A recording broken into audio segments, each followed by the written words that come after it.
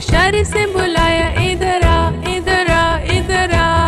ہاں دو موٹے ہاتھی گھومنے گئے گہری ندی میں جا کے وہ پھنسے. پانی کو دیکھا دیکھ کے ڈرے تیسرے ہاتھی کو اشارے سے بلایا ادھر آ ادھر آ ادھر آ. ہاں تین موٹے ہاتھی گھومنے گئے شکاری کے پنجرے میں جا کے وہ پھنسے.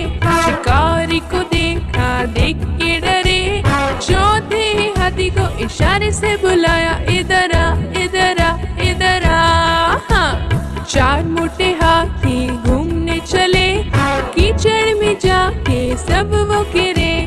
خود کو دیکھا دیکھ کے ڈرے پانچویں ہاتھی کو اشارے سے بلایا ادھر آ ادھر آ ادھر آ. ہاں پانچ موٹے ہاتھی اپنے گھر چلے مکڑی کی جال میں جا کے وہ پھنسے. مکڑی نے دیکھا دیکھ کے ہنسی اپنا جالا اس نے ہٹایا.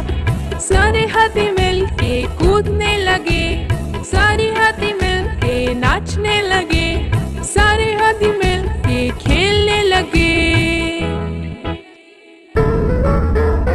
ہیلو دوستو، ہمارے اس چینل کو سبسکرائب کرنے کے لیے کیا کلک کیجیے. Thank you.